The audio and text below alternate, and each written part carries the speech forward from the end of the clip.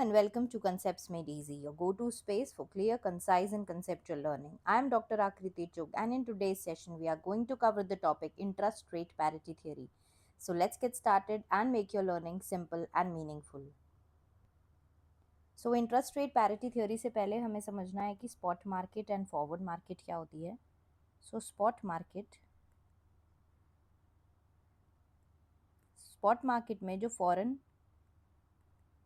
Currency है वो exchange की जाती है इमीडिएटली,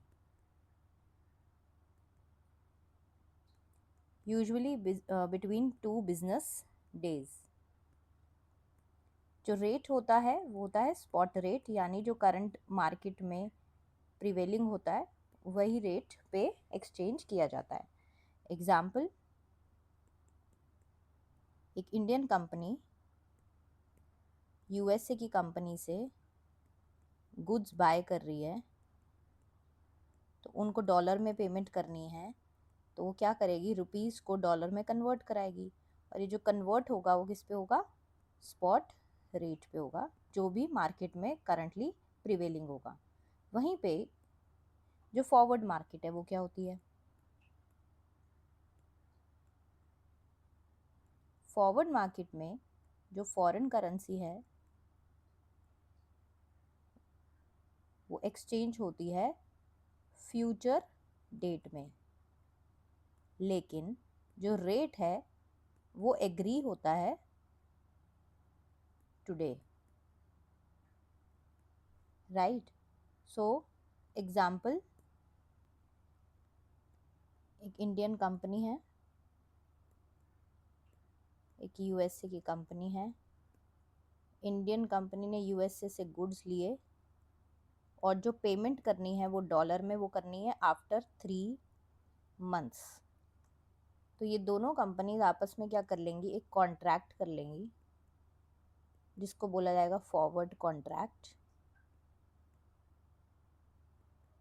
और वो डिसाइड कर लेंगी कि जो 3 मंथ्स है के बाद, आफ्टर 3 मंथ्स जो पेमेंट होनी है वो एक पर्टिकुलर रेट पे होनी है, जो वो डिसाइड कर लेंगे, आज ही रेट डिसाइड कर लेंगे. और ये रेट डिसाइड क्यों कर लेती हैं पहले ही, क्योंकि इम्पोर्टर एंड एक्सपोर्टर के लिए, क्योंकि एक्सचेंज रेट कम होता बढ़ता रहता है, यानी बहुत फ्लक्चुएट करता है, तो इम्पोर्टर और एक्सपोर्टर दोनों के लिए एक रिस्क रहता है कि 3 महीने बाद पता नहीं क्या रेट होगा. तो अपनी पोजीशन को प्रोटेक्ट करने के लिए, इस रिस्क से बचने के लिए ये फॉरवर्ड कॉन्ट्रैक्ट्स किए जाते हैं, right. So this helps avoiding risk from future exchange rate changes. An Indian company agrees today to pay a US supplier after 3 months. तो वो फिक्स कर रहे रेट आज ही कि इस पे ही रेट पे ही पेमेंट होगी फ्यूचर में, even though the payment will be made later. Moving on to the interest rate parity theory. Interest rate parity theory क्या कहती है कि जैसे दो कंट्रीज है ए एंड बी और दोनों का इंटरेस्ट रेट अलग अलग है, I A and I B. इन दोनों का जो इंटरेस्ट रेट का डिफरेंस होगा वो किसके इक्वल होगा, वो होगा forward rate minus spot rate. So forward rate क्या है, फॉरवर्ड रेट ऐसा रेट जो आज एग्री होगा for exchanging currency in future. Spot exchange rate क्या है, जो भी करंट मार्केट में प्रिवेलिंग रेट होगा उसको स्पॉट रेट बोला जाता है. This theory helps in avoiding arbitrage, meaning there is no risk free profit in currency trading. ये वाला जो पॉइंट है ये एग्जाम्पल के थ्रू हम समझेंगे, जो हम सब्सिक्वेंट स्लाइड्स में करेंगे. IRP is important in forex market because it connects interest rates and exchange rates. So ये important क्यों है, क्योंकि ये कनेक्ट कर रही है इंटरेस्ट रेट्स को एक्सचेंज रेट्स के साथ, जिसकी वजह से IRP थ्योरी बहुत इंपॉर्टेंट है फॉरेक्स मार्केट में. Moving on to the formula of interest rate parity theory. So formula कहता है forward rate divided by spot rate should be equals to 1 plus interest rate in country A divided by interest 1 plus interest rate in country B. So F not forward rate है, S not spot rate है, I A interest rate in country A and I B है interest rate in country B. So जो example में हमें given है वो है borrowed amount है. ये राज एक इन्वेस्टर है जिन्होंने बोरो किया है $100,000 एंड इंटरेस्ट रेट जो इंडिया में प्रिवेलिंग है वो 12% है, यूएसए में जो प्रिवेलिंग है वो 7% है. इंटरेस्ट इन इंडिया 12% है, यूएसए में 7% है. At first glance one may try to take advantage of this situation by borrowing in the US at 7% पे बोरो करो और इन्वेस्ट कर दो वो पैसा जाके इंडिया में 12% के रिटर्न पे, क्योंकि रिटर्न का जो अमाउंट है, जो रिटर्न का जो अमाउंट है, जो रिटर्न का अमाउंट है यानी 12% जो है, जो इंटरेस्ट रेट है वो ज़्यादा है इंटरेस्ट रेट से. जो लोन अगर हम लेते हैं यूएसए में तो जो 5% का डिफरेंस अमाउंट है ये हो जाएगा क्या, इन्वेस्टर का प्रॉफिट, राइट. सो राज एक इन्वेस्टर है, वो यही सोच के लोन ले लेते हैं यूएसए से और इन्वेस्ट कर देते हैं 12% पे इंडिया में. तो देखते हैं उनको प्रॉफिट होता है या नहीं होता है. सो यूएसए में 7% इंटरेस्ट रेट है, इंडिया में 12% का इंटरेस्ट रेट है. टाइम ज़ीरो पे राज लोन ले लेते हैं $100,000 का यूएसए से और इनके पास हो जाते हैं डॉलर्स. अब ये चाहते हैं कि ये इन्वेस्टमेंट करें इंडिया में और इंडिया में चाहिए होंगे रुपीज़ इन्वेस्ट करने के लिए. तो इनके पास जो डॉलर है $100,000 उनको वो एक्सचेंज कराते हैं रुपीज़ में. एट टाइम ज़ीरो जो रेट चल रहा है वो चल रहा है ₹64 पर डॉलर. इसके हिसाब से इनके पास 6,400,000 रुपीज़ आ जाते हैं और ये अमाउंट जाके वो इंडिया में इन्वेस्ट कर देते हैं.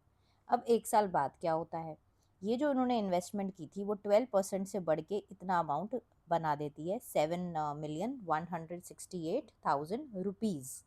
अब इनके पास आ जाते हैं after 1 year rupees, right. But उनको जो लोन रीपे करना है वो डॉलर में करना है और लोन का अमाउंट एक साल बाद कितना हो गया, 7% पे $107,000 हो गया है.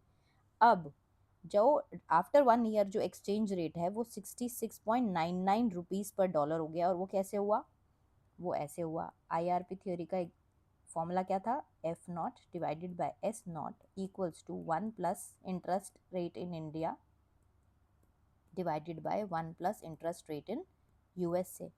स्पॉट रेट जो पहले रेट था वो क्या था 64. So 64 interest rate in India था, इंटरेस्ट रेट इन इंडिया था 12%. So 12% divided by 1 plus 0.07. इसको सॉल्व करेंगे तो 66.99 रुपीज़ पर डॉलर जो है वो फॉरवर्ड रेट आ जाएगा. इस हिसाब से यहाँ पर कन्वर्जन हुआ और इनको मिला यहाँ पे पैसा $107,000 जो गेन है इनका एक तरह से, जो इनको रिटर्न मिला है. और इनको रीपे कितना करना है, रीपे भी सेम अमाउंट करना है 107,000, यानी जो इनको फ़ायदा हुआ इंटरेस्ट रेट के डिफरेंसेस से वो नलीफाई हो गया एक्सचेंज रेट की एडजस्टमेंट से, जो ये कैंसिल आउट हो गया और इनको मिला नो प्रॉफिट की सिचुएशन बन गई. सो इनको कोई भी प्रॉफिट कोई भी लॉस नहीं हुआ क्योंकि एक्सचेंज रेट ने अपने आप को एडजस्ट कर लिया आफ्टर 1 ईयर. जो $1 था वो ₹64 का था एट टाइम ज़ीरो और $1 ₹66.99 का हो गया आफ्टर 1 ईयर. यानी रुपीज़ जो है वो डेप्रीशिएट कर गया और जो डॉलर है वो एप्रीशिएट कर जाता है, जिसकी वजह से इनको कोई भी प्रॉफिट की सिचुएशन नहीं मिलती. और इसी को ही आईआरपी थ्योरी बोला जाता है, राइट.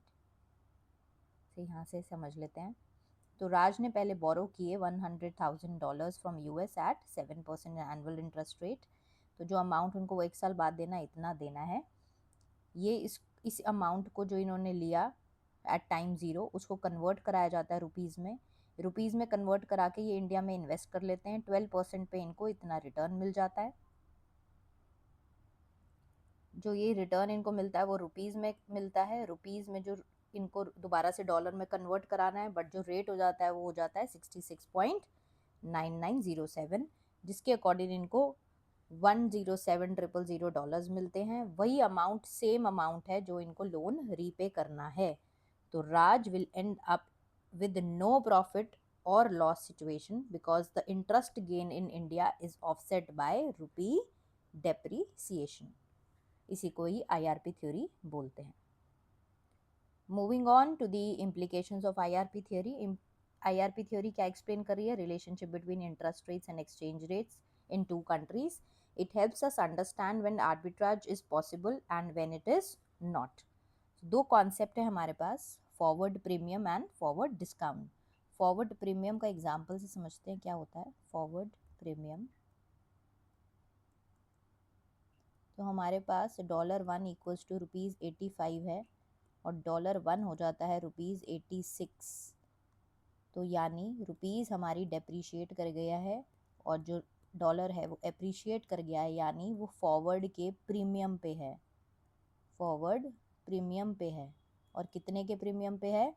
₹1 के प्रीमियम पे है, यानी 86 माइनस 85। तो जहाँ पे 85 रुपीज़ में $1 था, अब क्या हो गया? 86 का हो गया, राइट। तो इसको फॉरवर्ड प्रीमियम बोला जाता है। तो अगर फॉरवर्ड रेट, मतलब ये फॉरवर्ड रेट है, 85 जो था वो स्पॉट रेट है और ये फॉरवर्ड रेट है 86। अगर फॉरवर्ड रेट स्पॉट रेट से ज़्यादा होता है तो क्या हुआ? फॉरेन करेंसी यानी जो यहाँ पे डॉलर थे वो क्या हो रहे थे? प्रीमियम पे थे, यानी एप्रिशिएट कर गया था डॉलर। और इससे ही ऑपोजिट सिचुएशन होती है, अगर फॉरवर्ड रेट कम है स्पॉट रेट से तो फॉरेन करेंसी क्या होगी? वो डिस्काउंट पे जाएगी, फॉरवर्ड डिस्काउंट पे जाएगी। यानी अगर ऐसी सिचुएशन हो गई तो $1 इक्वल्स टू ₹86 था और वो 85 हो गया, तो forward rate spot rate forward rate से ज़्यादा है, forward rate is less than spot rate. तो फॉरेन करेंसी यानी डॉलर जो है वो डेप्रीशिएट करा है, यानी वो डिस्काउंट पे है। सो IRP थ्योरी कब होल्ड करेगी? जब कोई भी प्रॉफिट की सिचुएशन नहीं बनती है। तो वो जब होल्ड करेगी तो investors earn equal returns in both domestic and foreign markets after adjusting for exchange rates.